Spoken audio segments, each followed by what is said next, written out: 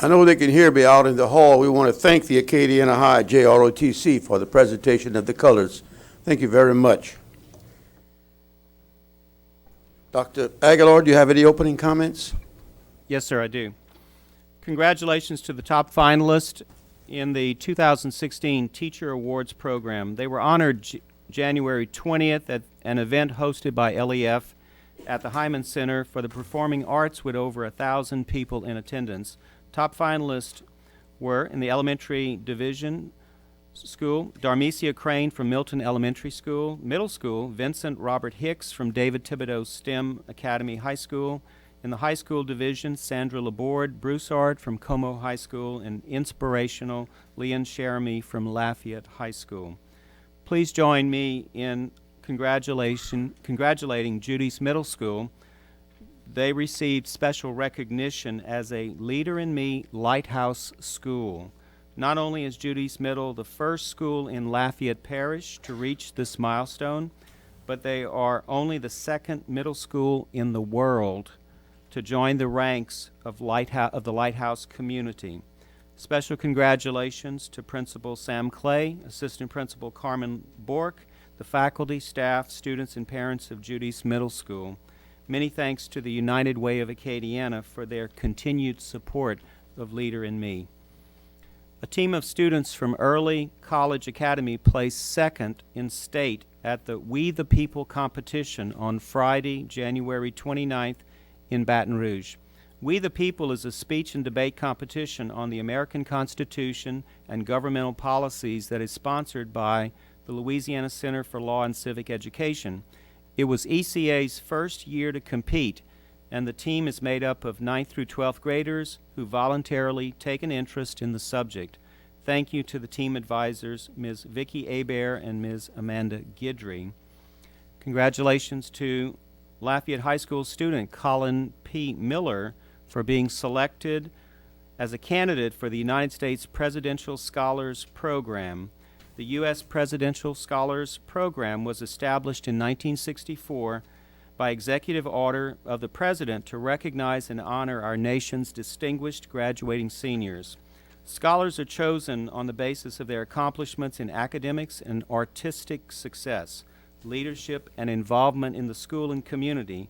Good luck to Colin Miller as he continues the application process to receive this award. I have been routinely telling you about the student success in Fast Forward.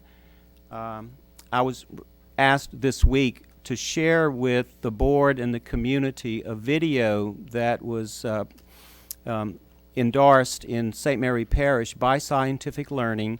It talks about two specific students in St. Mary Parish who used the Fast Forward product, and they attribute their continued success academically to their ability to really accelerate literacy. So I have my LSU helmet here, which was a gift from one of my boys as a Christmas gift, and I've been routinely having it signed by people I've encountered in my lifetime. So Kevin Falk has a signature here from Karen Crowe High School. Jared Mitchell, his mother worked for me in St. Mary Parish. Jerry DiNardo happened to sign the helmet also. And one of the most recent signatures is a young man by the name of Kenny Hilliard, who is a graduate from Patterson High School and went on to LSU. So he's featured in the short video, so I want to show that to you tonight.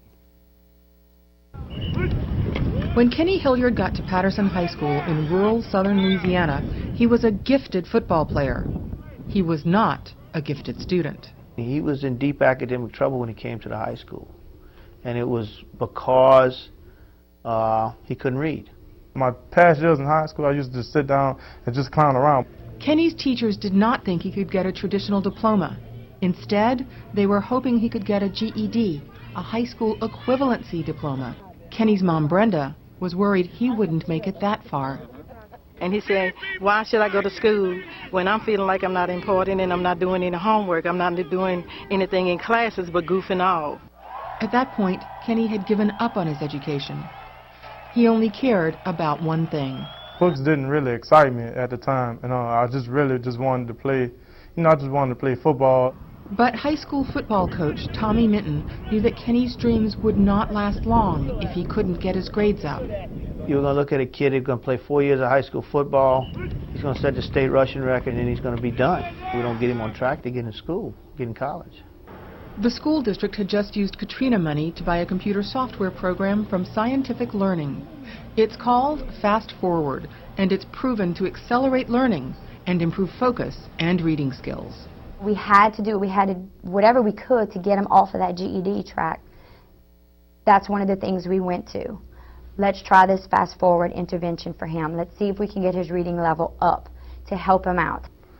I thought, it was going to be stupid, and what I'm saying, oh, why I'm doing this, why I'm the person that got to do it. The program was only in elementary schools at that point.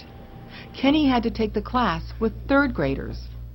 Nevertheless, he stuck with it, and he's glad he did. Like the light was blinking, like, oh, I got it, I'm getting it now. Now I can sit down and listen to my teachers and to just really focus. I'm in school, learning, reading more. I'm going to the library, checking out books, and just reading, and I love it. He feel better about himself, put it that way. He feel real better about himself because he knows now that he can do what he needs to do and making his grades. Kenny's sophomore year, my son taught him, some of my other coaches taught him, and they talked about how his writing had improved, how he was writing short answers that made sense. They were wondering what the difference was. And there was only one thing you could trace back to say what, it had to be this program. But Kenny is not the exception at Patterson High. There are lots of Kennys, like Tremaine Johnson. My son was having problems struggling in school with his reading skills. I feel kind of happy because, when I was younger, I couldn't read, couldn't spell. Though a year younger, like Kenny, Tremaine is a talented football player. And like Kenny, his teachers were worried he would not get into college. When we looked at his test scores, we felt like we would have problems getting him qualified for college. Tremaine's mom, Charisse, has a master's degree. She knows the importance of education. I want to see my kids go to college and hopefully receive a higher education as well. And I know in order for them to be successful, they're going to have their education. Charisse called the school and asked to get Tremaine into the Fast Forward class. And after just a few weeks, it started to pay off. He was always embarrassed about how he read, and he would never want to study with anybody. For the first time this school year, he invited a classmate over to come study with him for an exam that he had to take. He has never done that before. This is probably the best grades I had since I was about third grade. I got an A, 2 B's, and a C. This is really the first time that he's made A's and B's. He scored 1 C, and I will tell you he was 1 point from making a B. So he made the honor roll, which is the first time in quite some time, and that's directly related to him being in the Fast Forward program. During the 2006 to 2007 school year, the St. Mary Parish school system implemented Fast Forward software at 8 of their worst elementary schools. All of them were at risk of being taken over by the state because they performed so poorly. Things started to turn around. It was expected in the sense that we believed that we were going to see some gains. The magnitude of the gain was completely unexpected. We were seeing schools showing double-digit gains in student achievement. We were excited. Take, for example, the district's 4th grade class. In just 4 years, the percentage of kids who performed at or above the basic reading level on standardized tests increased from 51 to 78%. For 4th graders who went to summer school and were retested in August of 2010, the results were even more impressive. 92% of them were reading at grade level or above. Fast Forward helps kids improve test scores and grades, and that opens up a world of dreams otherwise not possible. I'm going to college. Probably play football most likely. A lot of schools looking at me right now, so probably that. But if I don't succeed in football, I probably want to be a judge or a lawyer. I'll go to medical school. I'll be a physical therapist. My plans are attending LSU for football, and I want to major in business. When I get out of college, I would like to play professional football in the NFL, and after the NFL, I want to major in a business. I want to do like a sports bar, give money back to like the school, donate a lot of things. That's what I like to do. Kenny's already got one of his dreams. His grades were good enough to get him a football scholarship to LSU.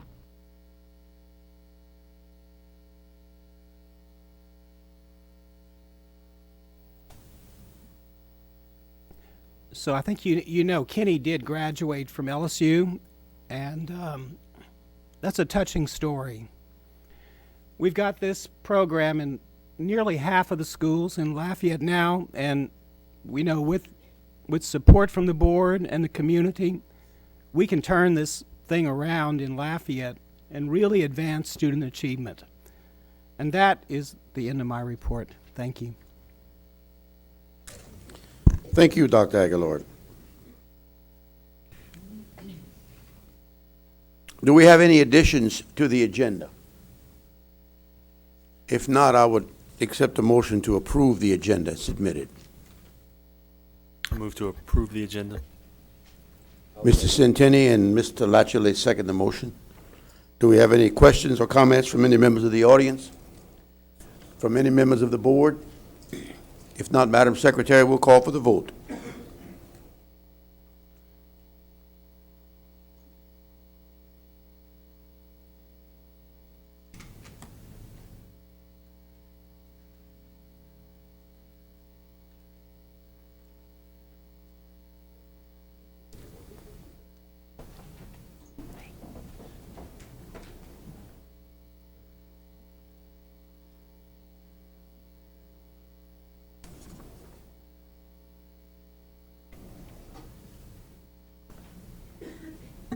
Eight for, none against. Thank you. Moving on to informational items, I'd like to recognize Ms. Samick concerning the Advanced Ed District Accreditation. Ms. Samick. Yes, sir. Thank you. We've been talking about it for the past couple of months and making an announcement every time. We are now at an information item. Just like to remind everyone that the Advanced Ed District accreditation process will begin on February the 15th, which is a Monday after Mardi Gras. It will conclude on the 17th. An external review team of 8 members will spend Monday the 15th here at the central office. They will be interviewing central office staff, board members, parents, and community members. Board members are scheduled to be interviewed in groups of 3 from 10:45 to 11:15 a.m. if you are available. Community and stakeholders will be invited to participate from 3 to 3:45 p.m. And we are asking principals at each school to select at least 2 parents or community members from their area to attend the meeting for the stakeholders.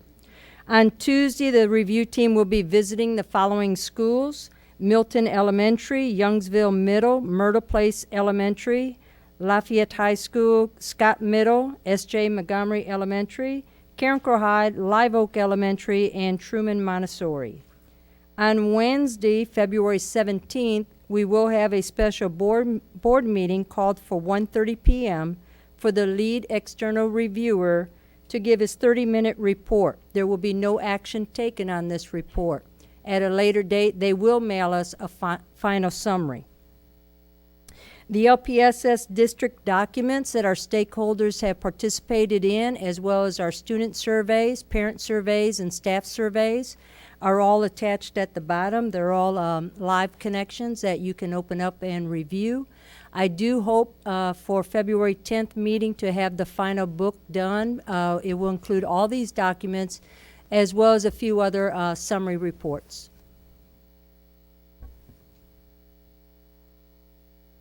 That's it. Thank you. Thank you very much. Since you have the floor, Ms. Samick, as we move on, we'll go to the Vision 2020, and normally when these kinds of presentations are made, we thank everyone for doing such a great job and everything. But I wanted to thank you in advance because I know the hard work that went into this project.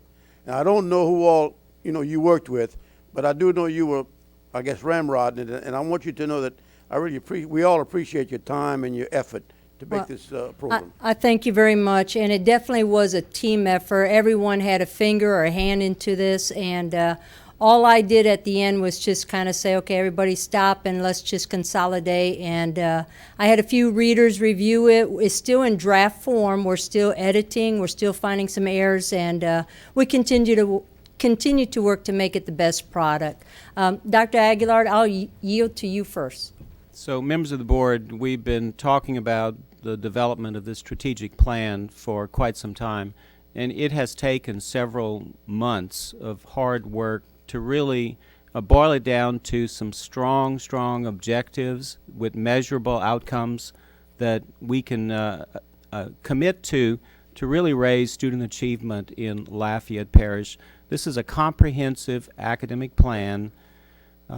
I don't want you to be alarmed at all about the price tag that's associated with the full implementation of this Vision 2020 plan.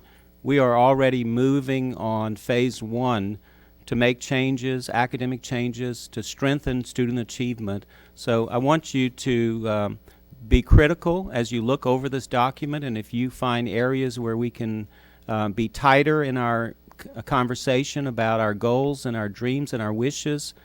We want this to be a community-led endeavor to raise student achievement in Lafayette Parish, and I believe if we all work together that we will see Lafayette schools being rated as an A-rated school district in the near future. So we're going to give you just an overview tonight of the document. Annette? Yes, thank you, sir. It is just a snapshot of what's inside. It is I believe the document has been posted on our website, so the public has access to it. Again, it is draft. But just to give you a snapshot, basically the strategic plan is addressing who we are, talking about our 42 schools. There is narrative with our graphs in the strategic plan. Our student population made up of 30,538, of which 3.3%, which is 1,007 students, is in pre-K. We have approximately 20,000 students in K through 8th grade, and we have over 8,000 students in 9 through 12. And also our staffing, we have 47.34% are teachers. However, I want you to know that in the classrooms, in the schools, is approximately 71% of our employees. So that's excluding, when I say in the classrooms, in the schools, I'm still excluding our cafeteria workers, our custodians. So I'm talking about instructional people, even paraeducators, instructional strategists, assistant principals that are actually in and out of the classrooms working with children. We do have 4 fundamental commitments, and what I did actually after the presentation with one Acadiana, one member made a very good comment, so I went back and just edited this, but I will be editing the strategic plan as well, is show where we're starting for each of these. So I thought that was an excellent point that was made. We do have our trend data inside the strategic plan, but for this fundamental commitments, all children enter kindergarten ready to learn. These are the fall 2015 test scores for our kindergarten children. And the first one for Dibble's first sound fluency is 46.7%. And of course our goal in the strategic plan is in 5 years, get that up to 65%. The DSC is developmental skills is in math concepts is 71%. And again, in our strategic plan, we're looking at increasing that to 85%. To be kindergarten ready, we're talking about our 0 to 5, our birth to 5 instructional, educational platform. All children enter 4th grade on level in reading and math. We're looking at when they enter, so we're looking at our 3rd grade results. These are from the state assessment.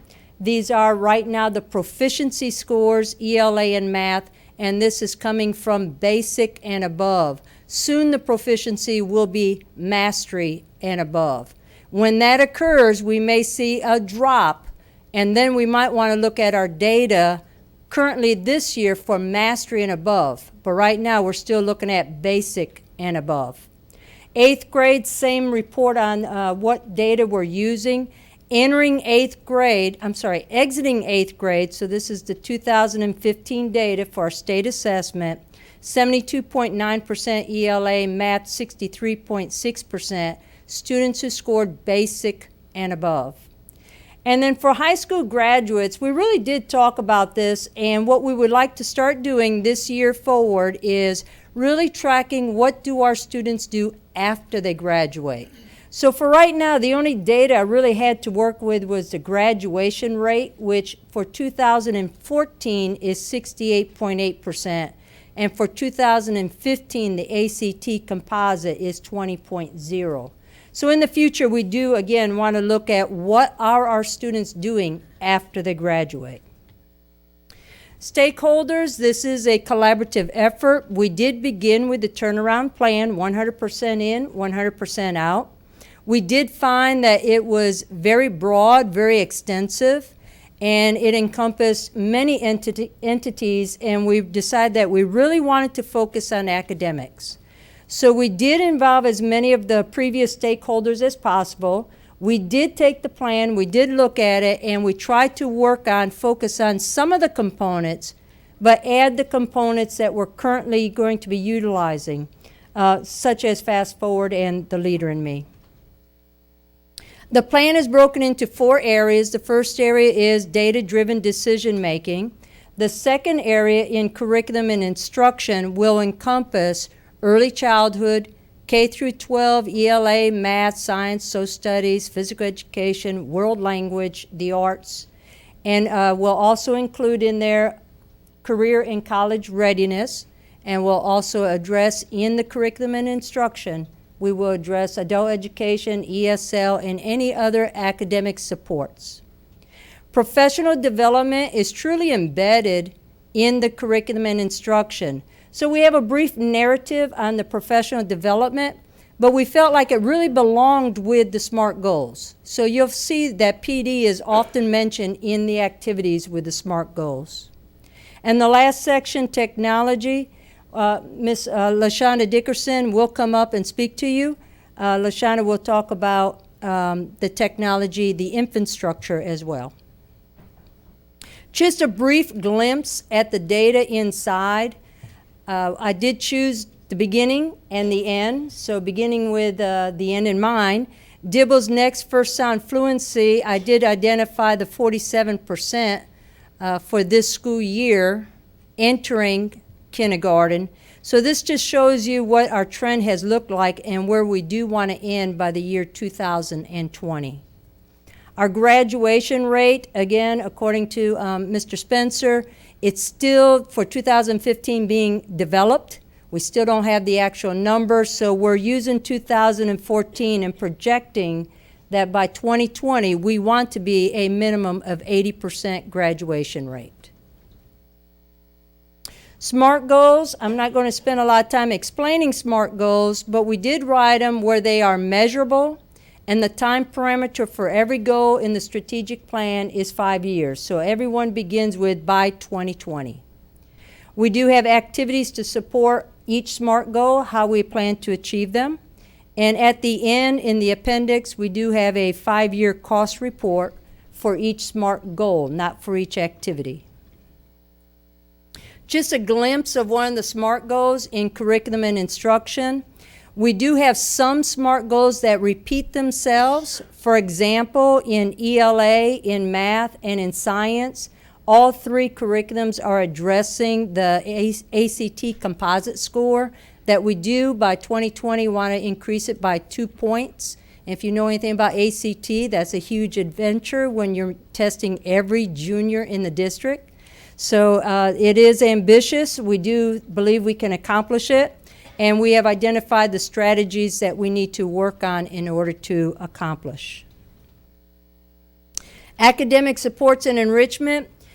Dr. Aguilar did state that we're already doing some of the things that's in the plan. So when we're looking at this, we've already implemented Fast Forward this year.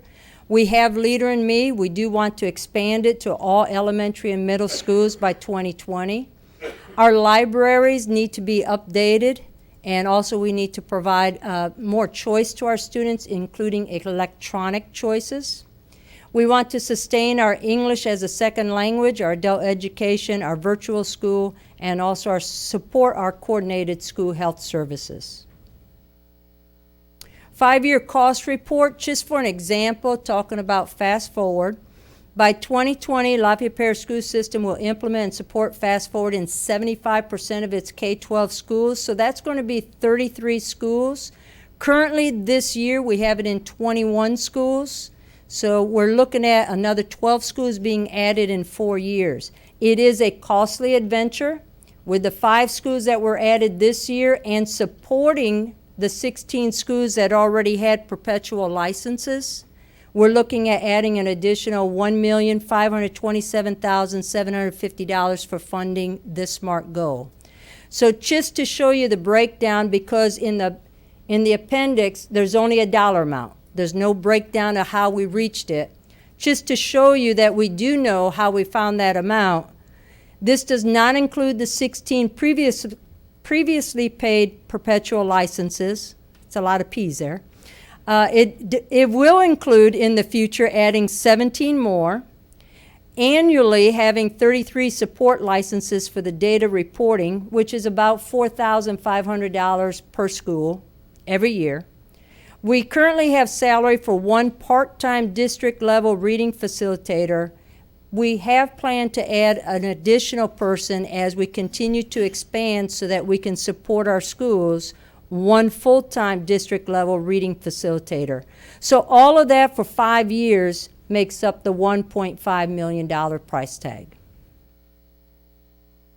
So I'm going to pause, and I'm going to ask Ms. Robin Olivier to come up. She's going to talk about the career and college readiness, and then Ms. LaShawna Dickerson will follow with technology.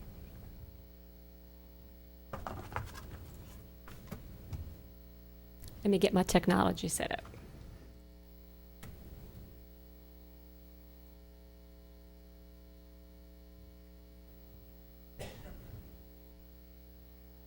Okay, Dr. Aguilar, President AGL Board members, Robin Olivier, Director of Career and Tech Ed and Schools of Choice. Hope you love our beautiful new Career and Tech Ed logo. I'm going to talk to you about how Career and Tech Ed is leading in the workforce development in our strategic plan. So what do we know about the workforce today? Well, we know that fundamentally we need to have those academic skills for our students to be successful. Our students need those fundamental academic skills. And I think you will find in the strategic plan that we have a sound basis for moving our students and making sure that they have those skills. What else do we know? We know that the jobs of tomorrow and today do not necessarily require a 4-year degree, but they do require something after high school, a community college, technical association degree. We also know that these jobs really require credentials also. 85% of those new jobs require these credentials. So we're really starting to hone in on what we need to do to help our students to be successful with credentials. And very sadly, we really haven't focused as much to make sure that they have these credentials. So let's look at the data of where we are today. I'm going to call your attention to the slide on the right-hand top, the diploma track.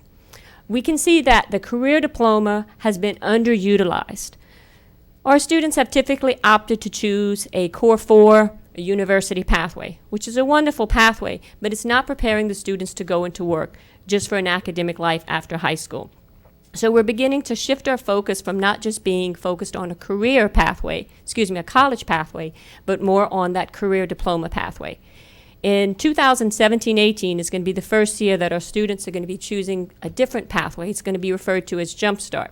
And on the 10th of February, we're going to be providing you with a more detailed information about the Jumpstart pathway. Now let me ask you to look at the top left. You'll see the number of students by schools and by the state that have been receiving credentials. And this data represents seniors of 14-15. So again, you can see that our students really haven't been earning many credentials. Just the focus hasn't been as heavy for our students to earn these credentials. So we're putting a renewed effort on students earning credentials. Of course, for a student to earn the credential, we have to have staff who have the credentials themselves. So bottom left only indicates a small portion, 59 of our teachers that are classified as career and tech ed. So you can see the breakdown of our teachers in that particular pie chart. And over to the bottom right represents the numbers of our students, again, our seniors of 14-15 who participated in dual enrollment. ECA is not on this slide because, of course, they have 100% of their students participating in dual enrollment. So it gives us some information about where we need to go and some work that we need to do to continue to move our students to be, quote, college and career ready and ready for the workforce. And so one of those solutions, again, is the Jumpstart credential. And that is a priority for LPSS, that we implement Jumpstart with true fidelity. One of the wonderful things about the Jumpstart initiative is that it does mandate that all the stakeholders come together, post-secondary, K-12, and business leaders, to all sit together at a table and have a conversation and make sure that we're having a seamless transition for our students. It also makes sure that we have flexibility. If we have programs that we're still utilizing that are old and antiquated, maybe we need to put those programs to bed and look at what workforce is telling us, what are the programs we really need to be having in our schools for our students. Also, it focuses on industry-based credentials, so when the students leave, they have something in hand that they can show to their employer. And of course, it addresses the needs of the workforce because they're ready for an entry-level job in the workforce. And it addresses the needs of all the students. And of course, this is very important because we can't forget our students with disabilities. So this slide represents the 47 pathways that the state of Louisiana currently has. At the bottom, you see those 833 pathways. Those are specifically for our disabled students to make sure that we work with them to give them a credential so they too have a pathway into the workforce. So right now, our schools are working with their CTE staff and their teachers to develop their pathways that they're going to be implementing. Which pathways will we be implementing? Well, again, we want to make sure that the pathways lead to entry-level jobs that are in demand in our area.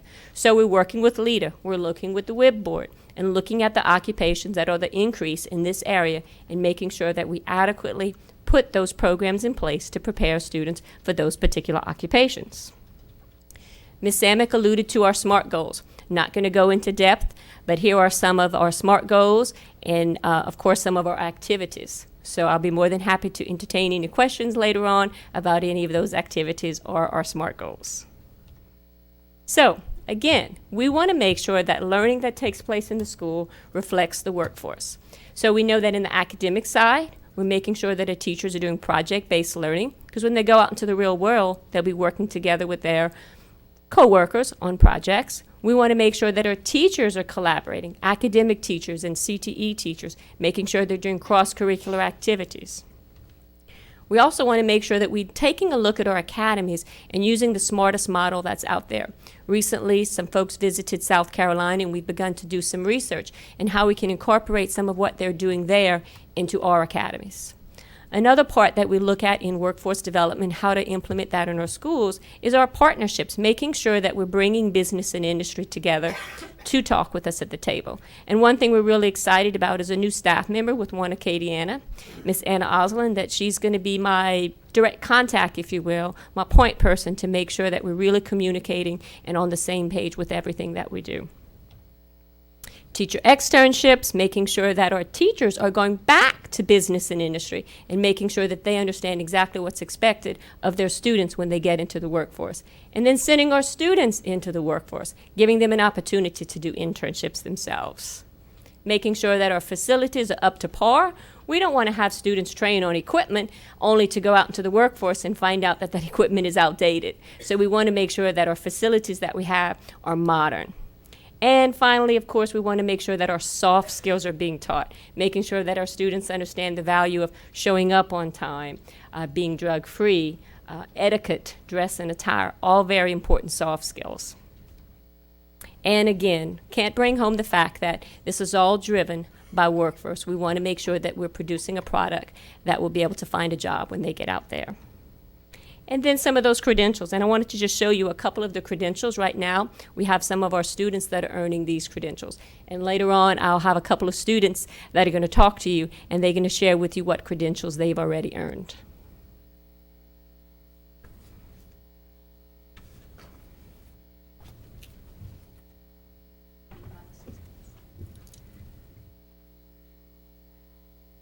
One more presentation.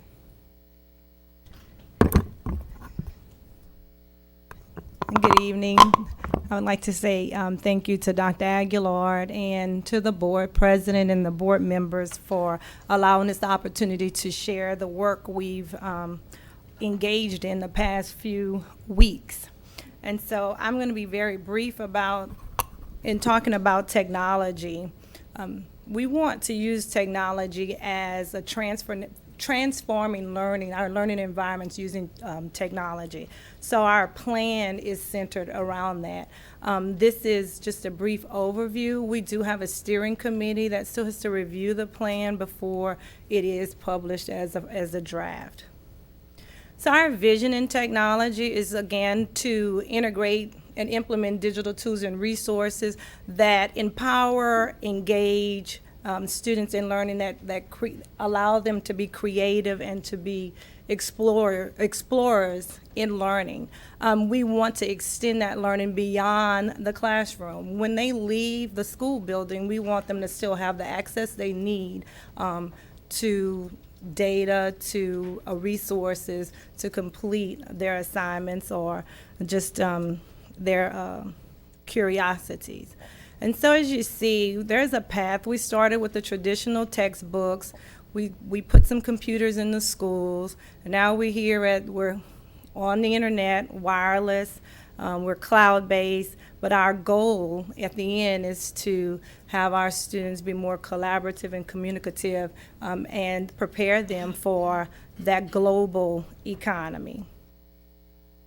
We have 3 overarching goals: infrastructure, integration, and the digital responsibility that is written into our plans. And infrastructure, actually, we're working on that this year. We have E-rate, which is a federal program, monies to improve our bandwidth. We're moving to 10 gigs per second, and for some that may not mean a whole lot, but for our teachers and students, it allows them to be connected all the time. We've also are putting the 10 gig switches in schools. We're going to have wireless access points in every classroom.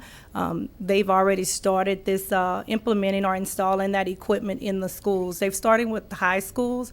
So if you see those detailed trucks around or parked at a school, that's what they're doing. They're installing switches and they're installing access points. So every classroom in this district has an access point to connect wirelessly.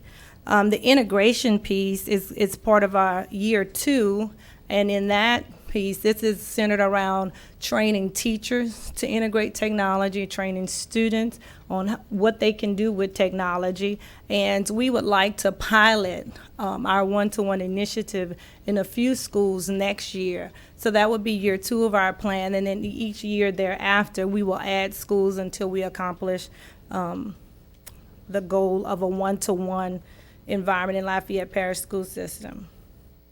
Our current state of technology right now, we have 32,000 end users. This includes our students and classroom teachers only. And then I have the numbers of devices that we currently have out in the schools. All of these numbers are approximate. We do not have an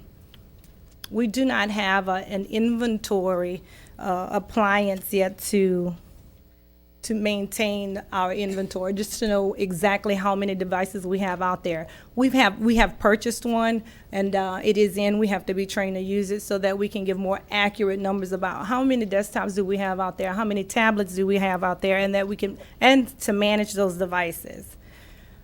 But this is also an important slide, because my next slide, we want you to look at where we're going. This is the direction we're headed, and I'm just going to back up one more time so you could look at what we currently have and then talk about what we need to put a device in the hands of every student and every teacher in Lafayette Parish school system.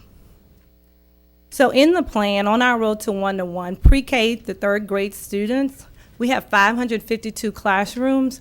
We would put a cart of devices in every classroom.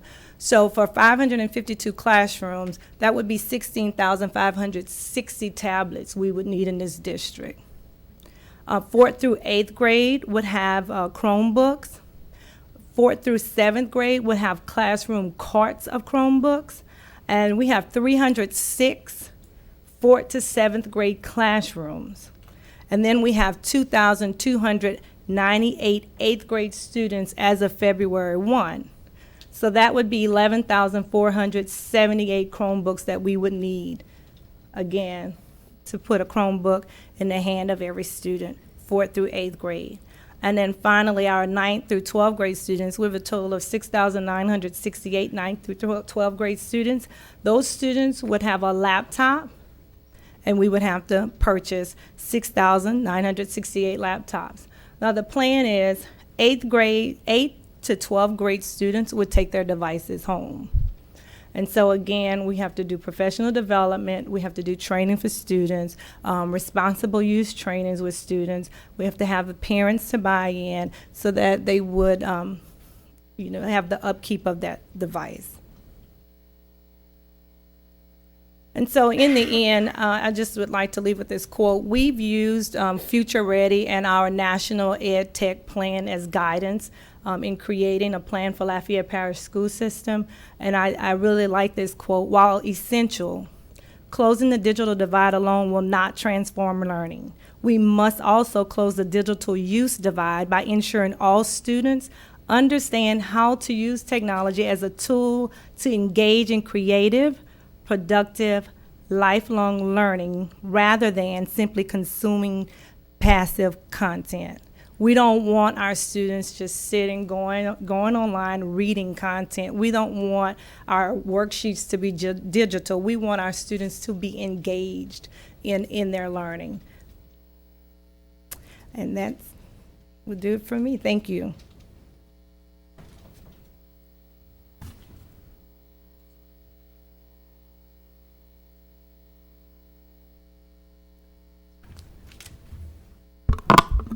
President Angel, this concludes our presentation. Thank you.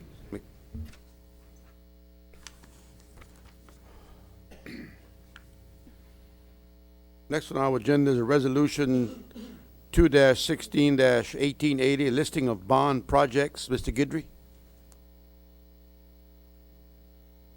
Sandra, take care of that. Yes, at the December 2nd board meeting, we presented the board with a preliminary listing of projects relating to the upcoming election on April 9th. Ms. Sandra Bilodeau will review options that have been presented both to the Finance Committee and Facilities Committee and bring the board up to date as to the related recommendations of those committees. Good evening, President Angel, Dr. Aguilar, and the audience. Before you, I think there's an attachment. There were, I believe, 3 project listings that we presented to the Facilities Committee last night. Looking at over those 3 project listings, and we asked for or made a recommendation that on the 3rd project listing that we would change and add plantation as one of those projects that could possibly be kind of caught in between the $126 million bond and the new tax proposition.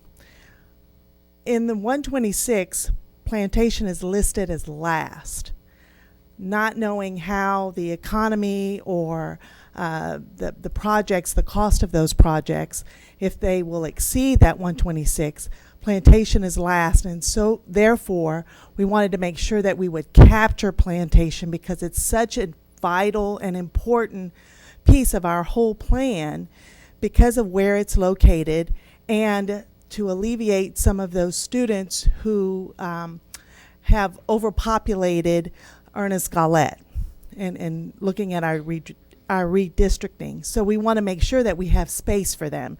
So that plantation was added to, if you look at the third proposition, Broussard Middle, there was supposed to be a new wing, but we asked the Facilities Committee with the recommendation, and I believe that they did pass that recommendation, to add plantation wings, and that would be at a total of $12 million. Now, a question was asked, what if that's not enough money? Well, Leo Judice adding $9 million, Leo Judice being the size that it is, may not require, which we anticipate would not require that entire $9 million. So that could be added to the plantation project list. Any questions? So we're just asking for, giving you this information for you to ponder. Thank you. Thank you, Ms. Beardo. Welcome.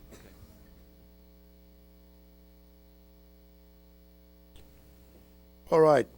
Moving along to item 3, which are time-sensitive introductory items. The first one is eligibility consideration of employees to receive the 14th sales tax check from October 15th.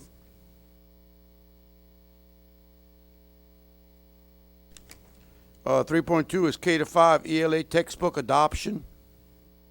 I'd like to pull that one and see if we can add it to the action items for tonight.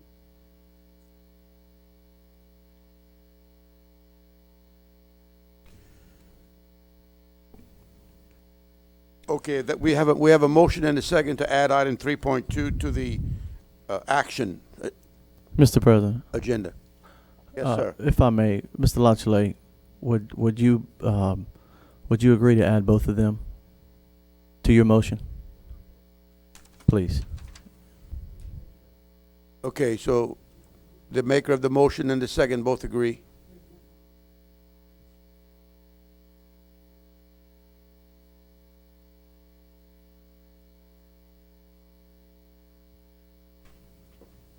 Do we have any discussion on the motion to add item 3.1 and 3.2 from the time-sensitive introductory part of the agenda to the action portion of the agenda?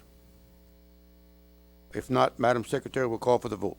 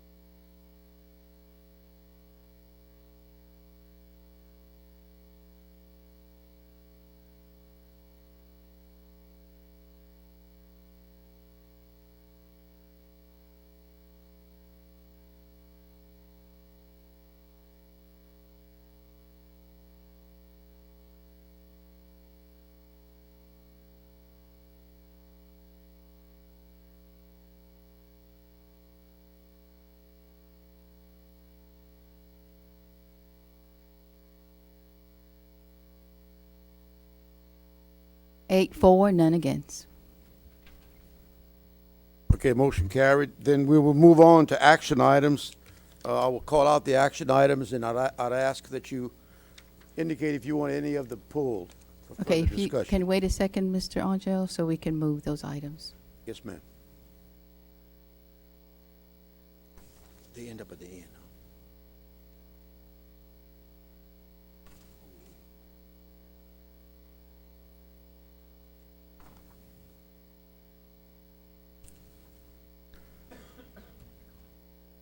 while our secretary is rearranging the agenda to include what we just voted on, let me just remind you that there's a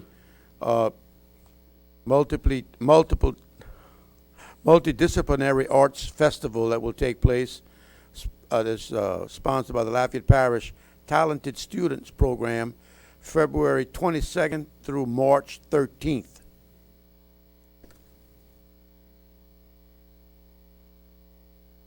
It's going to be at Cité des Arts on Vine Street in downtown Lafayette. We have some, I think we have some cards back here. If you want to, at the end of the meeting, you could pick them up.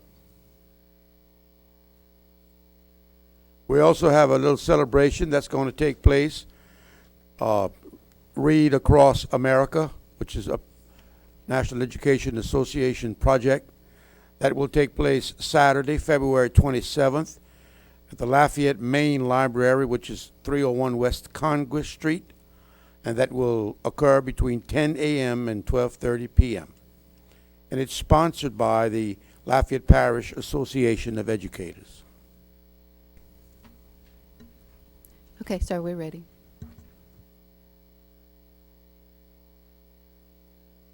Okay,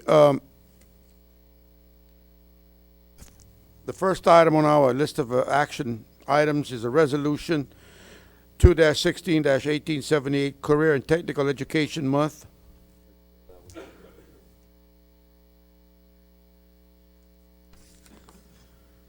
Resolution 2-16-1879, National School Counseling Week.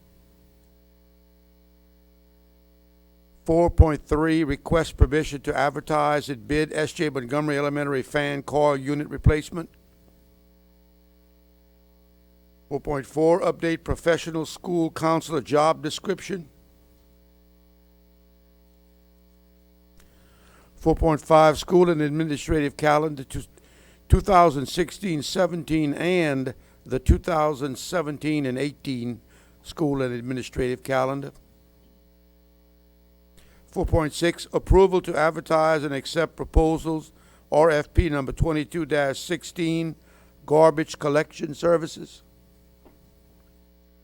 4.7, approval to advertise and accept proposals, RFP 18-16, routing and planning software for student transportation, field trip management, and fleet maintenance administration. 4.8, early obligation and release of funds for textbooks and consumables. 4.9, principals, contract, and specific performance objectives. 4.10, do we want to? We pull that for action, please. You want to pull 4.10? Yes, sir. Okay. Mr. President, can you also pull 4.6, please?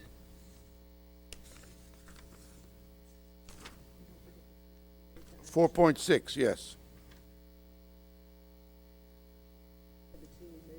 Right. Was 4.10 the last original one?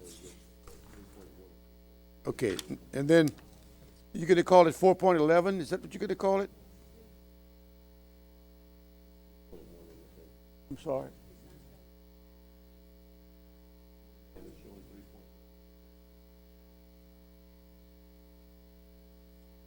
But we're adding what used to be 3.1, which is eligibility consideration of employees to receive the 14th sales tax check. I'll pull that, please.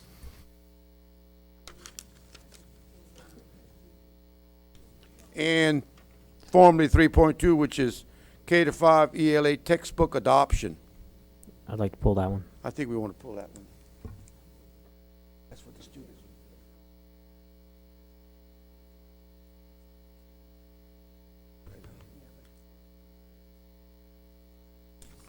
Okay, we'll move to, we'll accept a motion to adopt those items that have not been pulled.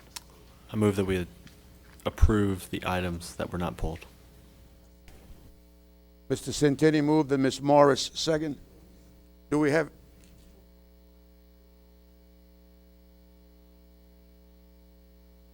.11 and 4.12. Oh, 4.1 was pulled, huh? Yeah, that's the other one that's been pulled. Okay, okay. Okay. You have a comment on the motion, Mr. Espinoza?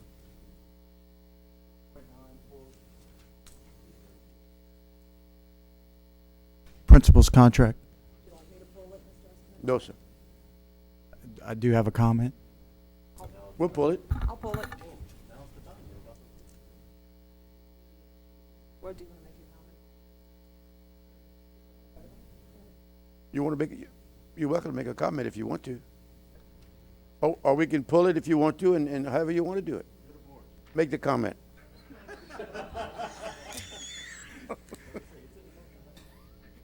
Thank you. Rodolfo Espinoza, Lafayette Parish Association of Educators. I'm referring to the principal's contract, specifically 10B on the Exhibit A. Our state accountability system is poorly designed and is not a useful tool in improving student learning. Professionals inside our schools understand that there's very little correlation between that score and the work being done inside our classrooms and our schools. Assigning a numerical requirement to our principals' contracts that relies on the current accountability system will not effectively judge their work. They should be judged on factors that lie within their control. I suggest if staff insists on a numerical target, it should be included as a school-by-school goal, taking into consideration each site and its realities, and not a contractual requirement.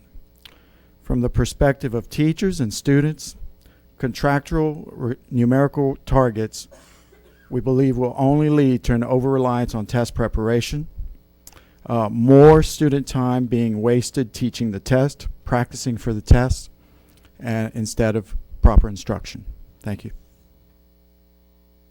Ms. Morris? Dr. Aguilar, with the comments from Mr. Espinoza, my question is, has this been presented to the organization that includes the principals and the assistant principals, and have they had a chance to comment on it? They absolutely did. Okay. Mr. Craig served on that committee, and I'd like him to comment. We've got a motion to adopt these, so, but we may not need to pull it if the, yeah, okay. Go ahead. Yes, ma'am. Before the Christmas holidays, Director of Elementary and the Director of Middle and High Schools, and I believe a committee, representatives from each of the grade level principals were called in to review the document. I guess I would point out the State Department this past summer came out with the Louisiana Principals Teacher and Learning Guidebook. The state of Louisiana, actually on page 12 of that document, mandates setting rigorous goals and based on past performance, where one of those SLTs and one of those goals that a principal has to develop is based on the school's performance score, with the other item being related to a specific assessment or component of the SPS. For instance, high schools would be the ACT, elementary might be the math scores. So in reality, while we did put 2.5 points of growth in the exhibit, we're actually tying that directly to the mandate from the state in terms of goals and growth based on a school's level of performance. All right, thank you. Any other discussion? Mr. President? Yes. So, Dr. Aguilar, as I read, so we're talking about Exhibit A and the language in Exhibit A. And I think Mr. Espinoza brings up a good point. The language says the appointee shall, so shall language. And then, so if you go down to number 10, attain school-specific performance goals, I would read that if a principal didn't meet the goal, and because it says shall, would be in breach of contract. And while I think it is a good idea to set goals, because there is a lot of dispute on whether or not these goals are necessarily the right things to measure, maybe we can soften that language so that you can make what I think is important is that you have the ability to make an objective decision, right? Whether or not your principals are doing what's needed to achieve their goals, rather than but you could be bound by having this excellent principal that did not achieve their SLT goals, for instance, and be bound contractually to do something because they're in breach of contract. So I think maybe there is a point there that allows you a little more flexibility to achieve what you want, but doesn't contractually bind you. Ms. Morris? Yeah, I think that at this point, we need to go ahead and pull this item off of the consent agenda and move it to action. So I don't know if we need to amend the current motion. Okay. Was that? I'll amend the motion to remove this one from the consent agenda. 4.9? Is that what it was? Yes. I'll second. Any discussion on the second motion, which will be to pull 4.9? Ms. Morrison, second.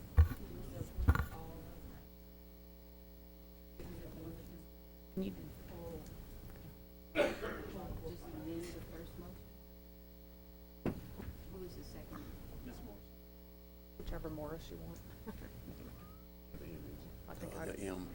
I think I seconded the first one. So.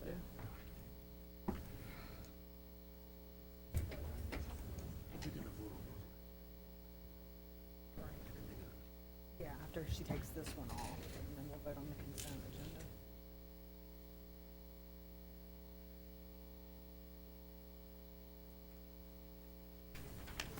So the motion is going to be to vote on those items not pulled. Right. And 4.9 was pulled. We ready to vote? As soon as it comes up.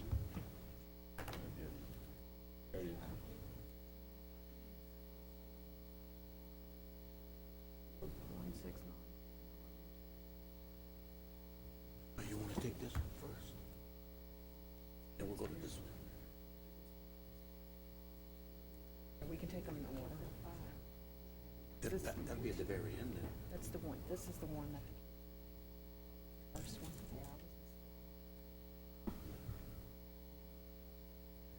8-4, none against. Motion carried. We'll move on now to the action items and begin with 4.1, which is Resolution 2-16-1878, Career and Technical Education Month. I pulled that one so that the two students here would be able to speak, but I will make a motion that we approve this resolution. Second. Okay, we have a motion by Mr. Latchley, second by Ms. Morris, that we in fact approve this resolution. Any questions or comments from members of the public? Yes, ma'am. Robin Olivier, Director of Career and Tech Ed and Schools of Choice. Again, want to thank the board for acknowledging Career and Tech Ed Month. I thought much better than me giving words to you would be much more appropriate to hear from some students. So we do have 3 students in the audience tonight. I'd like to call our first one, Ms. Callie Bork, and she's a student at AHS, and she's in our Culinary Arts program at the W.D. Mary Baker Smith program.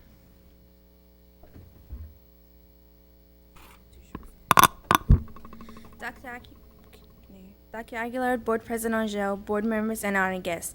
Hi, my name is Callie Borg. I'm 17 years old and I'm a senior at Acadiana High School, but I attend classes at the W.D. Mary Baker Smith Career Center for Culinary Arts.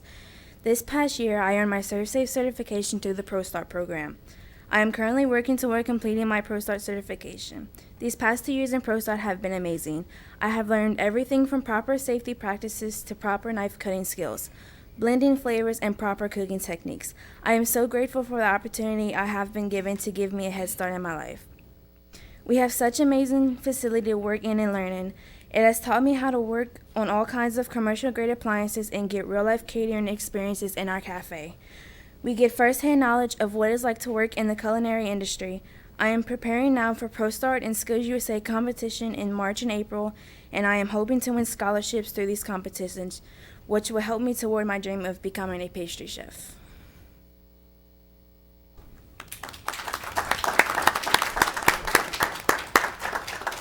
And now we have Diamante Bernard. She's a David Thibodeau STEM Magnet Academy student and also attends the W.D. Mayer Baker Smith in cosmetology.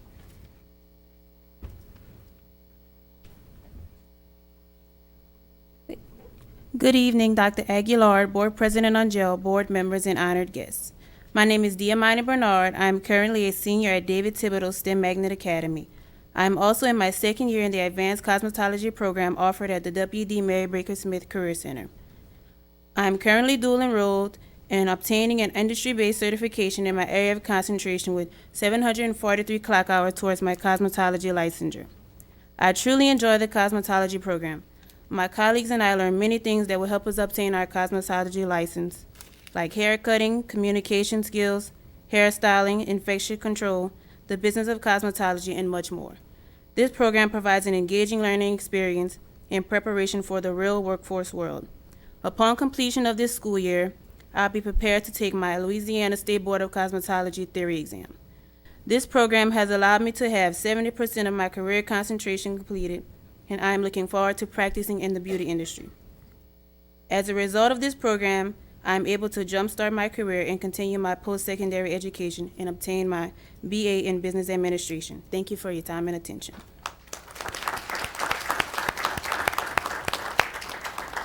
And finally, we have Christine James, student from David Thibodeau STEM Magnet Academy.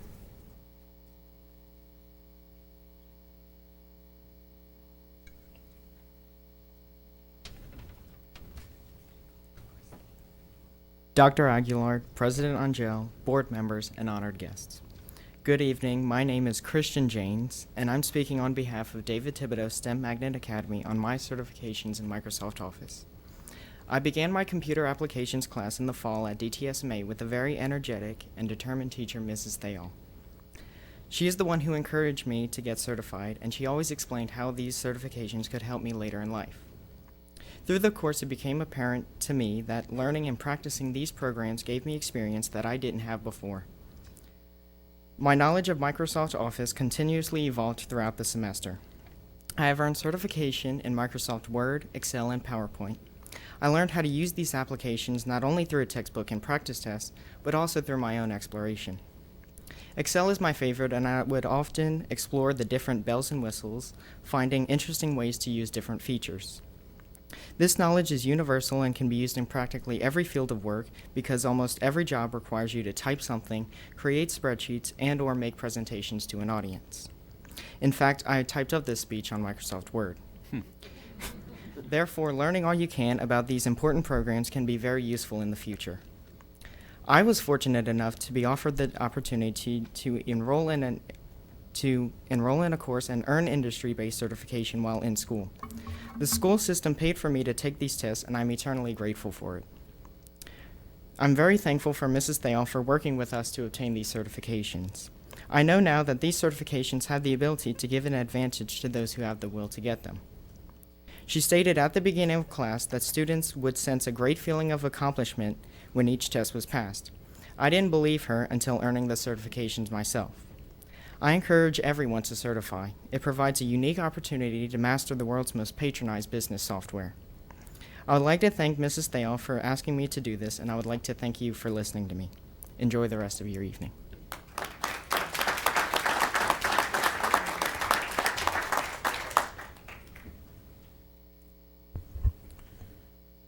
I want to thank you, young students. Your remarks were brief but to the point, and for that I'm grateful. Thank you. And if you have another meeting to attend, you could take leave at this time. Otherwise, you're welcome to stay throughout the meeting. We need to vote on this. Madam Secretary, we'll call for the vote. 4.1. Yes. I think Ms. Morris second. One of us. It's one of the M's. Hang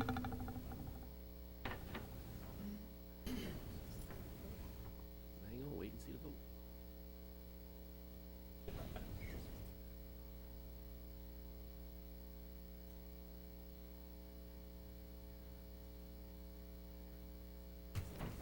Six. We pull 4.6.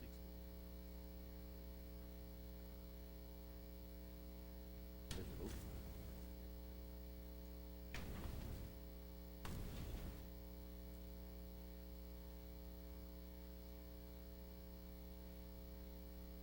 8 for, none against. Okay, motion carries. We'll move on to item 4.6, which is approval to advertise and accept proposals for garbage collection services.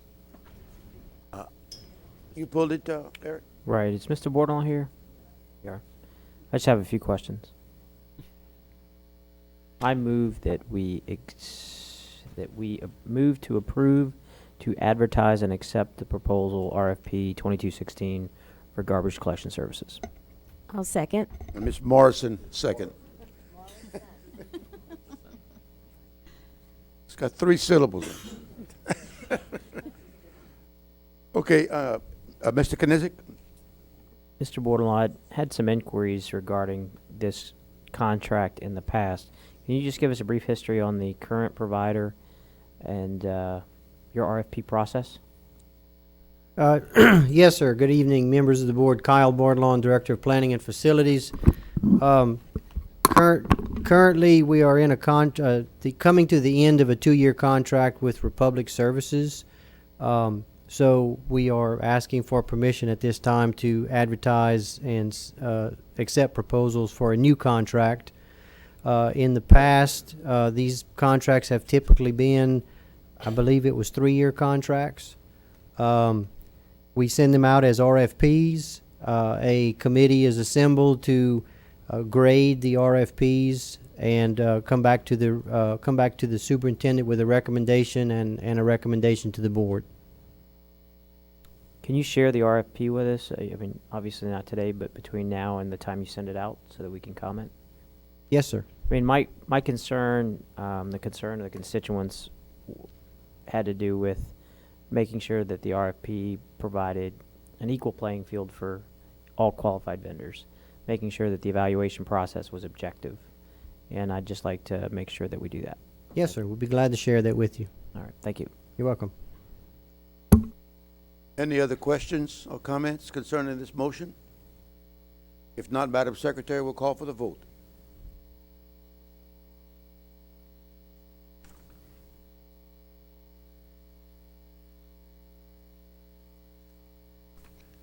Let me pull this one.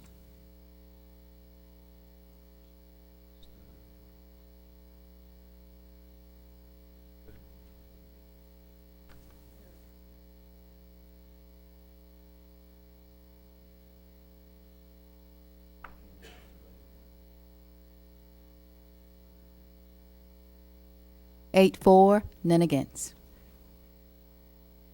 Motion carries. Next item is 4.9, which is principal's contract and specific performance objectives. I think you want to pull it, Mr. Knizik? Mr. Knizik. Yes, sir. May I make a suggestion? Yes, sir. Your concern is the word shall in the opening statement in that attachment? My concern is that you make a contract that's too binding. May I suggest that we replace the word shall also in that first section to read shall strive to? I also don't want it to be too loosey-goosey. It's not too loosey-goosey. And by the way, I appreciate the concern. I would never expect that failure to accomplish something would trigger non-renewal of a contract. However, to be absolutely fair, I think if we strike the word shall also, and it would be replaced with shall strive to, and I would be comfortable with that. Ms. Morris?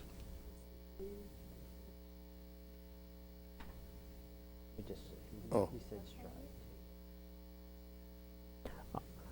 Mr. President, I'd like to make a motion that we approve the contract and specific performance objectives as written, with the exception that in Exhibit A, in the first paragraph, we replace the language or the word shall with shall strive to. I'll second. We both. Okay, Ms. Morrison seconded. Any questions or comments from members of the public? Members of the board? If not, Madam Secretary, we'll call for the vote. I'm sorry, it's in paragraph, which paragraph, sir? Exhibit A, first paragraph.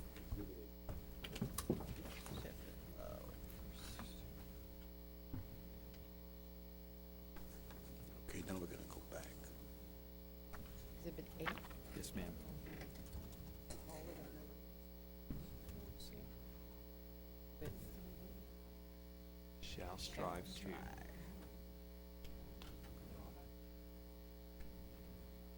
There you go. Uh-huh. With the exception of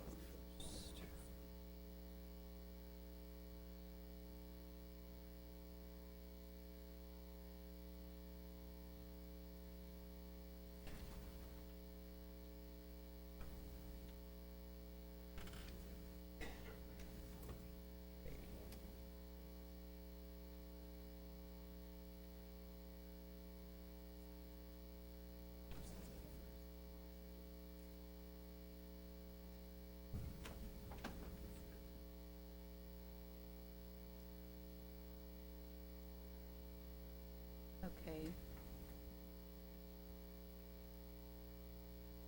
Is your motion correct? Mr. Knezik, is your motion correct? I think so.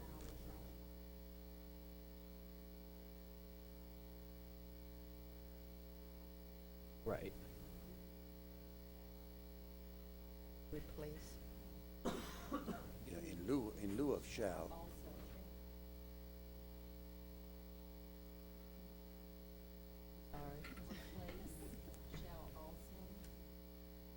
Exception of the first paragraph. Exhibit A, replace, quote, shall also, close quote, with.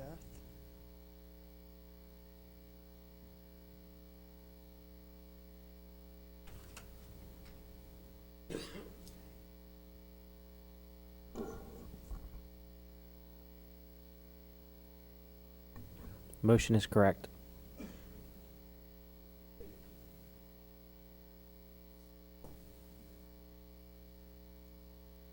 There you go, there you go.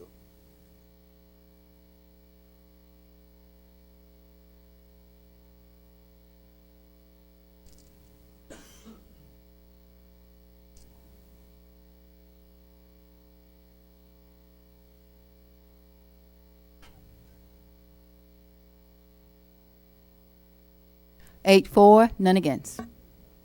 Okay, the motion carries.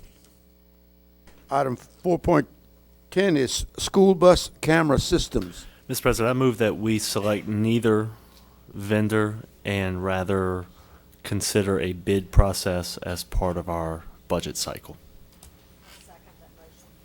Okay, we have a motion by Mr. Centini and second by Ms. Morris. Do we opt rather to? So the reason behind this is, I believe Mr. Knezik asked for a proposal for us to purchase the cameras. I think we all agree that the systems are good and the video off of the buses is good. And one of the vendors replied that they would not sell the system to us. One of them did. Redflex graciously provided a proposal to sell it to us. In the Finance Committee meeting last night, Mr. Guidry informed us that if we were to purchase something of this cost, we would have to go through the public bid process. And so as a part of our budget cycle, I think we should consider this item there to see if we could allocate some money, accept bids, and if we want to move forward, go that route. You got that, Dorothy? Okay, I don't. Let me also say, Mr. President, I'd like to thank Mr. Buckles from Redflex for coming to so many of these meetings and answering all of our questions and giving us a lot of options to try and meet our needs. I really appreciate it. Okay, I'm going to put it up there so you can see. Who was the second? Any public comment concerning the motion? Yes, sir.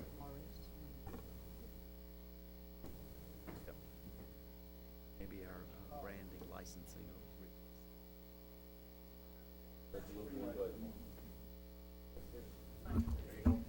Got to push the button. Charlie Buckles, 202 Somerset Drive. Mr. Superintendent and the board, Mr. President, thank you for the opportunity to make these presentations to you folks.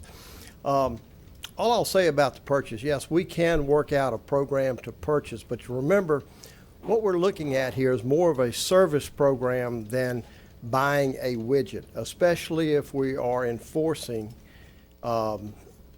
an illegal activity, which is passing the school bus when the stop arms are deployed. If you remember the surveys that we've done for you for literally almost 2 years, yielded actually in most cases the buses that we were, a number of the buses that we were actually piloting, you actually were receiving equal or greater number of illegal passes than you have nationwide today. Not all of your buses are having illegal passes though, and that's why our proposal to you would be to find the routes that are actually having the problems, and that's where you want to deploy the enforcement items. You really don't want to do it throughout your fleet, because that's you're not going to be able to get the quality of the object in doing so. But I will say again that if you're going to do a bid process, it does not lend itself very well to the enforcement, because you're still going to have a monthly monitoring and enforcement, because you've got to have a company that has a great deal of experience in working with the court systems, understanding the implications of the chain of custody of evidence and things like that. And so again, I respect the decision of the board. We'll continue to try to work with you on that. If you're certainly just buying interior cameras, fine, that's a widget, and you certainly can buy those cameras. We were trying to roll everything in together so there would not be an actual cash expenditure on behalf of the board. And again, I just would respectfully leave you with this respectful request, is that if you would ask the people who evaluated the systems which cameras were the best, and whichever that is, because that's the product you're buying, of course.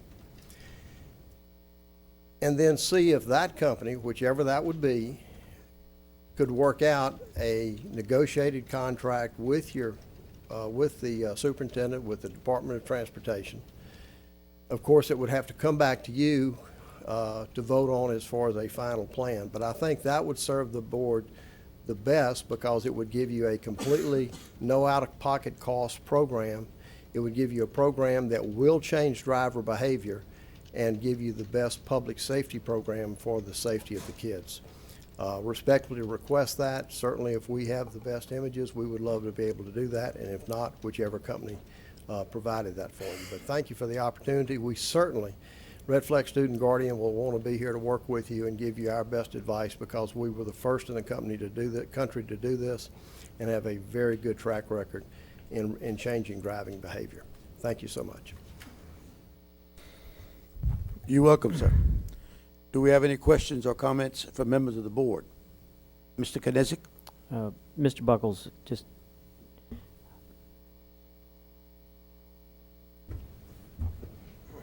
Yes, first sir. off, thank you for providing what we asked for. That helps us evaluate our options. I mean, we're looking at an expenditure to outfit our buses of about $2.5 million, and that's significant. Right. But one of the motivations when we considered this had to do with our liability issues, inside and external to the bus. Each incident cost us a significant hundreds of thousands of dollars. So very quickly, in 1 year, if we can prevent some of that liability through having tangible evidence, then the system pays for itself. So that's one of the considerations. Right. One of the hesitations that we have as a board is that we are not necessarily a law enforcement body. That is not our charter. That is not our role. Correct. We have a new sheriff coming on board this year. We have a new chief of police coming on board this year. We have a new city council. In my opinion, it's their responsibility, and I think they will take it seriously, to enforce the law. And if the law is being broken with regards to drivers passing school bus stop arms, then we'll work with them to develop a program. So I guess my first question is, if we did choose to purchase the camera systems, could we at a later date implement the criminal statutes and the fines and the monitoring later?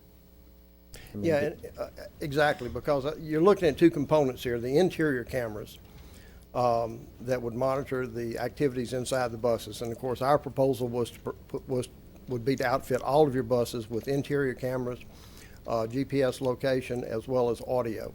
And I think some of you have seen some of those images, and they're quite good. The second component of that, of course, was the enforcement, and those are really two different products, you might say.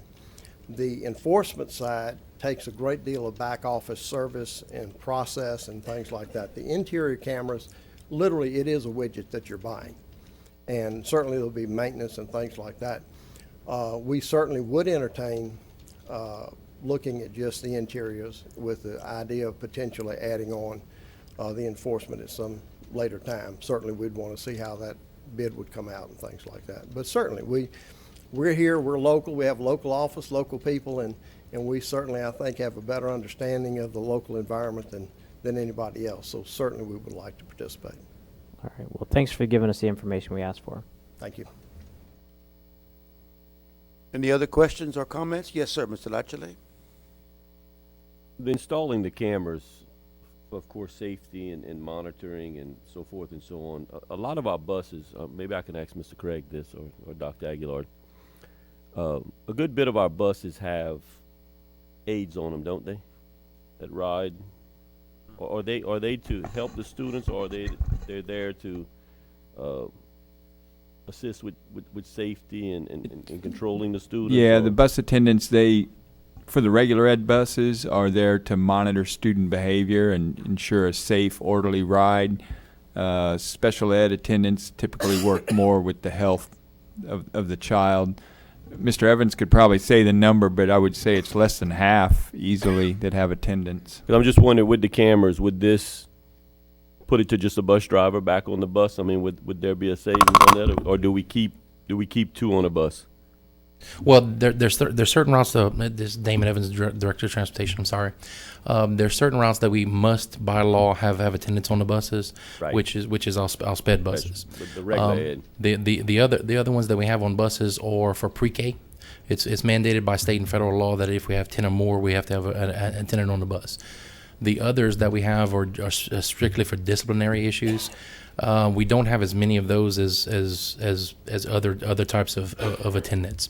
They're only on there to help with the discipline problems that are on the bus. A lot of these things with the cameras could actually replace some of that, and we can have a cost savings plus with that too as well. Do we have any other questions or comments from members of the board? If not, Madam Secretary, we'll call for the vote.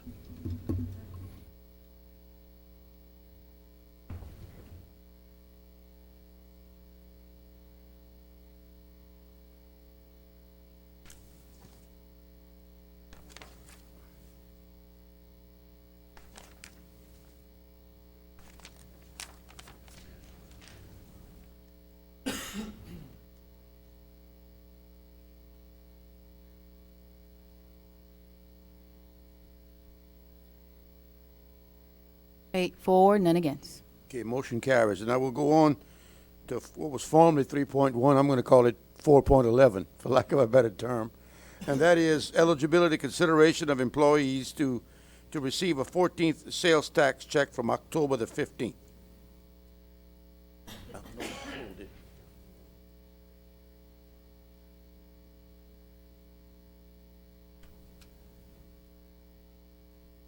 Then I will. He pulled it. I wanted to allow him to make a motion, but I would like to. I'm sorry. I move that the Lafayette School System Board, as it's written, consider a motion, or actually, I move that the board amend its previous action of May 20th, 2015, regarding eligibility and non-eligibility of employee categories / job titles for payments from the 2002 sales tax fund in order to correct the eligibility status of the job category support teacher special education community skills program facilitator, which was inadvertently omitted from qualifying of the 14th check for the 2015 year, and that staff be directed to issue the 2015 14th check to those employees in said job category. Okay, we have a motion on the floor. Do we have a second? Ms. Morris, second. Okay. Any comments or questions from any members of the public? Members of the board? Ms. Morris? Mr. Hidalgo, you very graciously shared the video of one of our prior board meetings with us, I think from October. Was it from October? And I think that we had already, whatever date it was. And the board has already approved this classification of employees to be on that list. The issue is that we have 4 employees in that category, but their job descriptions vary slightly, so that 2 of them that we've already, for that job classification that we have already approved, according to their job descriptions, 2 of them were already getting the 2002 tax, but because of some administrative issues with the job description, 2 of them are not. Is that class of employees? That's certainly the easy way of saying it. Okay. If on that video that I shared with you, that was actually from the May 20th meeting where, if you remember, the then interim superintendent, Brunello June, and his staff gave us a really cool list of job titles. It was quite long. Okay. And we went through them one by one. We did no's and yeses. We got confused if a no meant yes, Right. et cetera, et cetera. There was some confusion during this process, and in fact, as the video showed, there was a motion to approve these individuals, which the staff at the time recommended that we include them. I asked the question over and over, just about of every job description, do you have a roster? Do you teach all day, every day? At the time, the answer given for that particular job title was no, they do not have a roster. Then we went down 2 job titles, which just so happens to be the exact same duties. The 2 job titles in question, Special Ed Community Skills Program Facilitator, Support Teacher, which, by the way, was not on this list the night we voted, which is very important to note. And Support Teacher / Special Ed perform the exact same duties. And they are certified teachers with certificates, and they do teach. When we got down 2 job titles, it was clarified because you asked the question. You asked, you all say that you don't have a roster, and then it was clarified, well, what we mean by don't have a roster, and then they went into this long old dialogue about what the state calls a roster. When in fact, the job title we had previously voted on, they do have a roster. They do teach kids all day. So the terminology inadvertently omitted is exactly what it means, was that it was a mistake made. It was not intentional, but it was a mistake made, and I feel like they were in fact eligible, and because of the mistake, we made them ineligible, and I'm asking that we correct that wrong. Ms. Morris? And Dr. Aguilar, I understand that with these 2 groups of individuals, that there are actions being taken to correct the 2 different job descriptions because they do the same job, but for whatever reason, historically, there's 2 different job descriptions and 2 different job titles. That's correct. In fact, one of the committees yesterday made a motion to rescind those 2 inappropriate job descriptions and come back with a recommendation to have them placed in a new revised job description that would make them eligible for this 2002 tax benefit. And that you agree that these 4 there's 4 individuals, Yeah. and they do meet all of the criteria to be Yes, eligible ma'am. I for the absolutely tax? believe that this was not an intentional error, but it was an error that was made because of the complexity of the various job descriptions involved. But I think it's the right thing to do to reward these individuals as they should be as classroom teachers. I have a question, but is this a twofold? I mean, there's one part of the motion is to recognize the class or the job description such that they're eligible for the check, and the other one, and this is my interpretation, correct me if I'm, and the other one is to backdate it to No, October 15th. No, sir. This is a one-fold. It happens to be so long, just I think basically because of how long this job description is. Hopefully we can get rid of that kind of stuff in the future. But what I'm saying is based on the information we were given at the time, if we had been given the proper information, with all due respect, I'm not calling anybody out, I firmly believe, I know I would have voted differently, and I believe this board would have voted differently because they do, in fact, qualify. So what I'm saying is that we amend the previous action to say that they did, in fact, qualify. And so that would automatically make them eligible as of May the 20th, 2015. Therefore, staff would issue the payment that they deserve to get that they did not get. Ms. Morris? All right, and so the bottom line is, as I understand it, Dr. Aguilar, we're talking about 4 different employees, and since May, and these 4 employees have the exact same job duties. 2 of them have been eligible for the tax since May, and 2 of them have not. You're correct. All right, and we're just trying to fix that, and they do meet all of the criteria under the rubric that the board has previously adopted. Yes, ma'am. Mr. Latchley? So, Mr. Hidalgo, do they have a roster? Ms. Huckabee, would you please come to the podium? I'm sure I can answer that based upon the last 4 months of research, and I'm sure Dr. Aguilar can, as he already has, but I would like Ms. Huckabee to maybe just elaborate a little bit on it. Thank you for asking the question. Yes. Do they have a roster? Yes, they do. Teach a class every day? They do outside of a classroom, but out in the community-based. They see certain students on Monday, certain students on Tuesday, and so on. Is that the ones that go out with them and they do?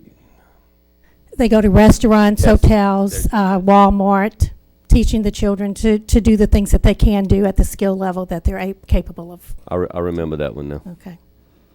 I have a question. How many students does each teacher teach every day? Would you like to come up and say by the day? I mean, it varies. We have 5 high schools that send students out every day. And so the students are grouped according to their abilities, and they're with teachers in Paris and these particular personnel. Yeah, but that wasn't my question. A teacher teaches what, between 20 and 30 students every day, every hour. How many students do these teachers teach every day? You want to come of every hour? These are Point of order, Mr. President. I believe that is not a topic of the motion. I'm sorry. I believe the job description itself is Yeah. not a topic of the motion. The motion is strictly whether we will issue the check to this job description. I'm gonna rule in your favor. But I'll be glad to answer your question, Mr. Angel, if I need to. No, you don't. Okay. I'd like to point out that also on the Finance Committee agenda last night was the 3 job descriptions that Dr. Aguilar referenced, the 2 that we've been referencing, and then the one that the 2 job titles will be folded under, and that will come with a recommendation that the new job title be eligible for benefits from the 2002 sales tax. That said, we also went over last night that the number of employees that were voted as ineligible on May 20th is far more than 2. Well, let me say this. The number of employees that were voted as ineligible for benefits on May 20th that have subsequently been voted eligible is far more than 2. It's actually 23. Because in January, we also voted to recognize social workers and psychologists in pupil appraisal as assessment teachers. And so if we are going to go back and give a 14th check to these 2 individuals, I certainly believe the fair thing to do would be to give it to all of the individuals that have subsequently been voted back in, because at the end of the day, they're simply a victim of the timing of our decisions. Because as I posed the question last night, what would have happened if the support teacher community facilitator was voted ineligible on May 20th, voted eligible on July 1st? Well, then they would have gotten the check. So it's simply a timing of our decision. Now, that said, and my computer went off, so give me a second. There we go. That said, I believe that we were giving correct information on May 20th.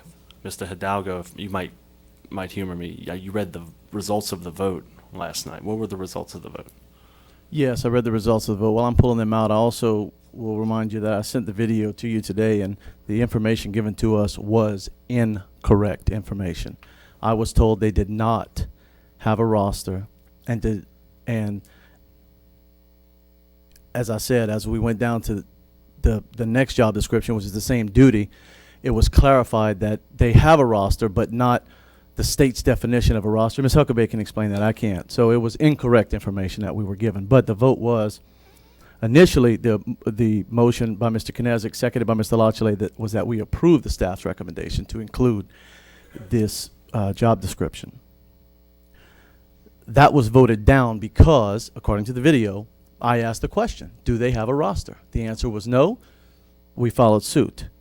After going further into the meeting, just a couple of minutes later, finding out that, in fact, okay, they do have a roster, misinformation, I missed the boat on going back and saying, wait a minute here, we got to back up.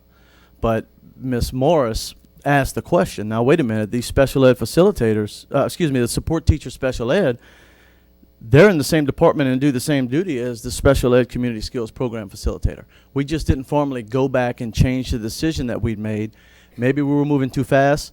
I'm not here to make excuses.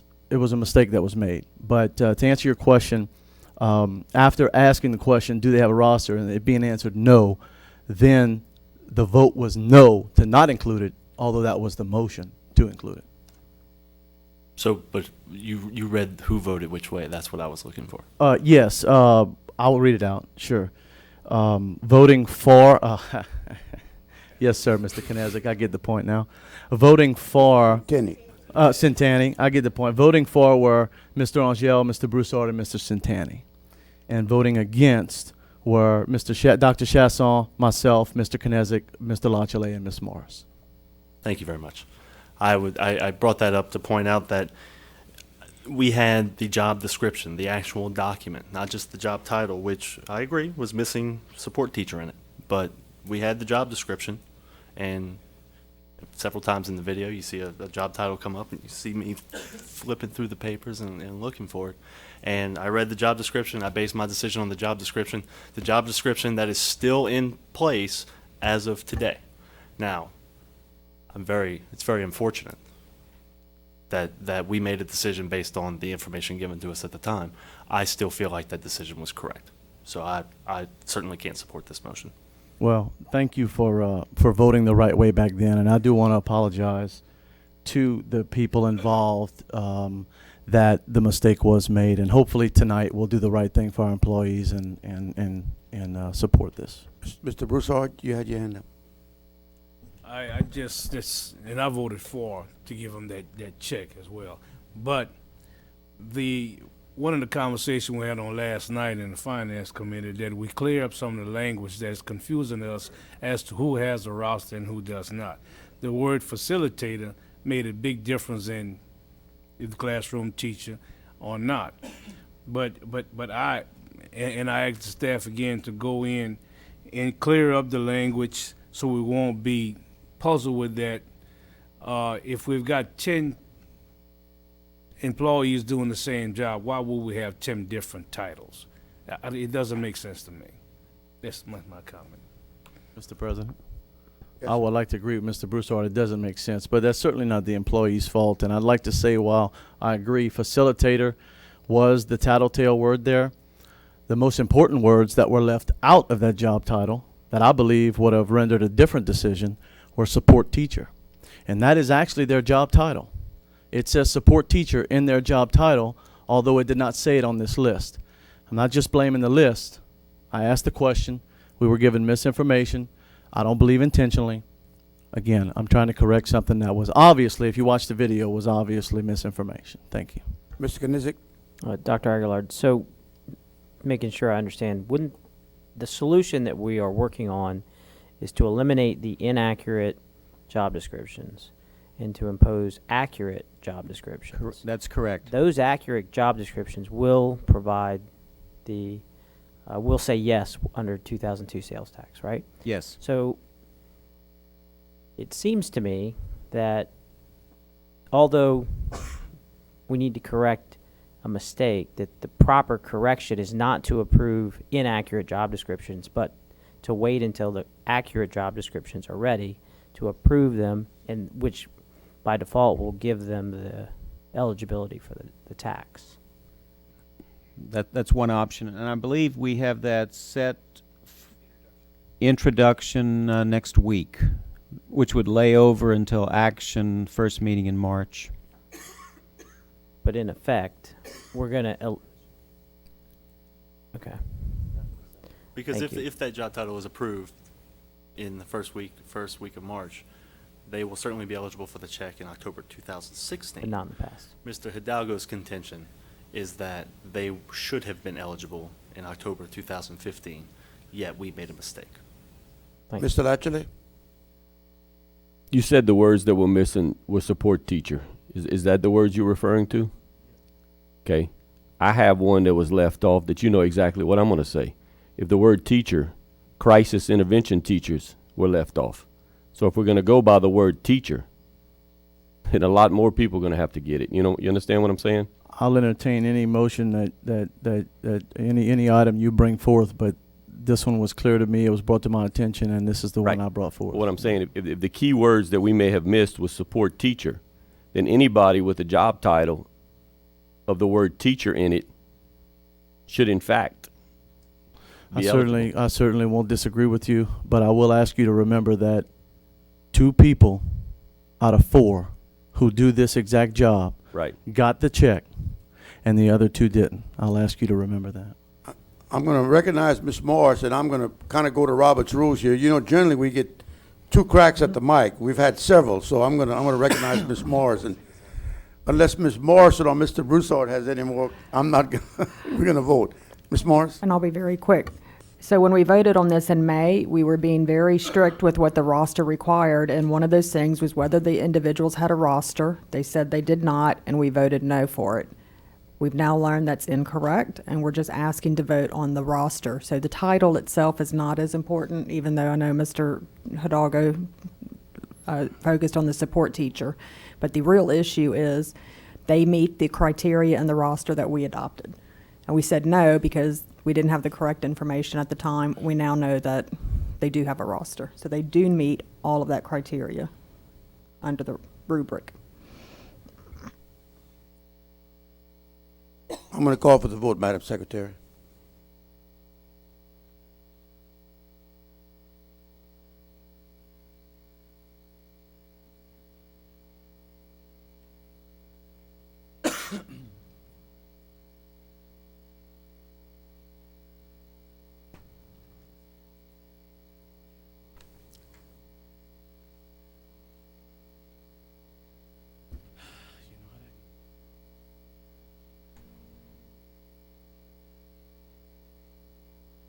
Six for, 2 against. Motion carries. We'll move on to formally item 3.2. I'm going to call it 4.12, and that's ELA textbook adoption. You pull that, Mr. Knizik? Right. I'm sorry. Oh. Can we get it back? So, what you need? The vote? Yeah. Okay.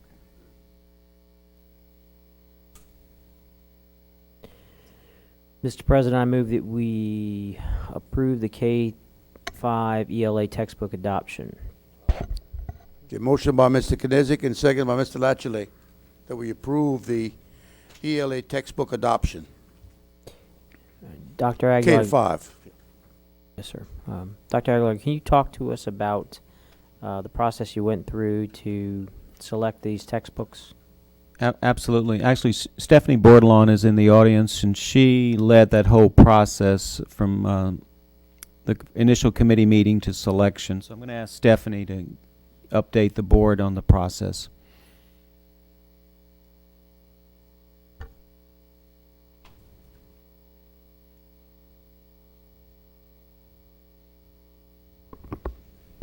Good evening, Dr. Aguilar, President Angel, members of the board, community members. I'm Stephanie Bordelon. I'm the ELA academic specialist for the parish.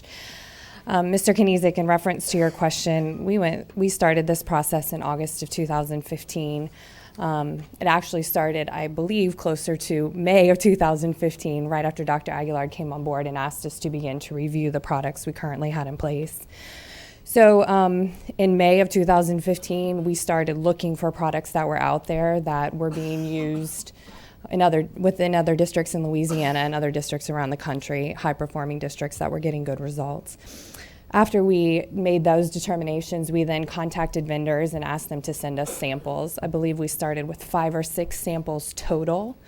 My team of 3 coaches and I went through all of them. We had a rubric that we looked at to determine lots of different things, and we narrowed that selection down to 2. We sent those 2 samples out to every school. We then formed our committee, and our committee was comprised of teachers from all grade levels K to 5. We had principals, we had instructional strategists, we had 2 university professors from the University of Louisiana at Lafayette. We started our meetings in November with introductions and presentations from both vendors with the entire committee there.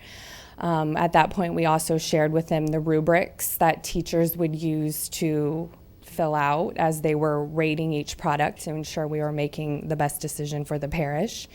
We also had a parent and community member feedback form that were given to all of our schools. At that November meeting, we also shared with the committee that they needed to share this information at their next PTC or PTO meeting, the next parent event, do PACE calls, put something on their website. Some schools did all of the above, some did it a couple of the above, some might have just done a call because some of our schools don't have PTCs and PTOs.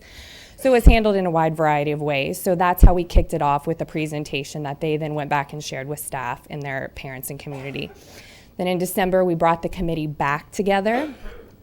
We had a Q&A with the vendors so that they could get their questions answered that teachers were asking or that their community was asking. They took that back to their schools, and then in January, we went through an extensive vertical alignment process to ensure alignment of the product.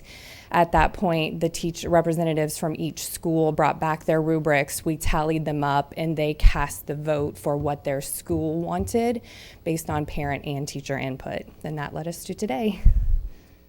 And I assume that the feedback you got from the teachers and the parents was positive?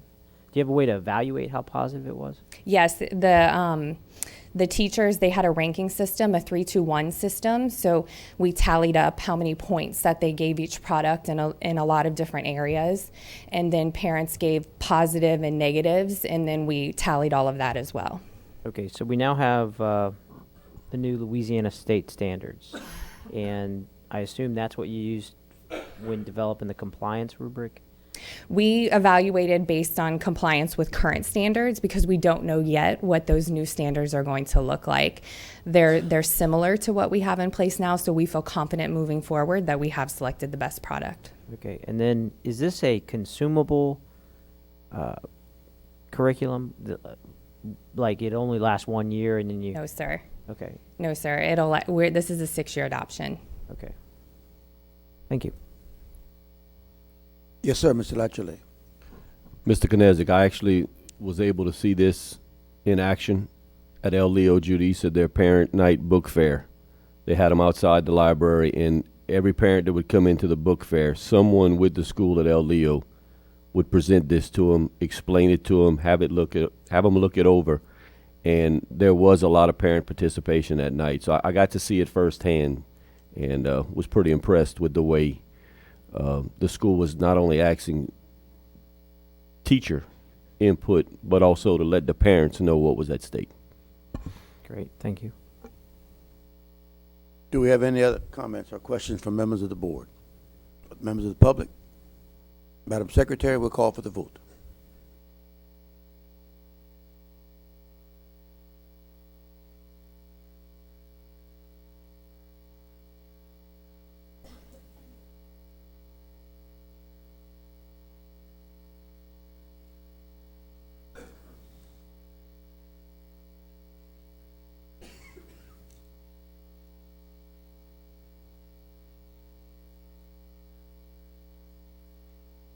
8 for, none against.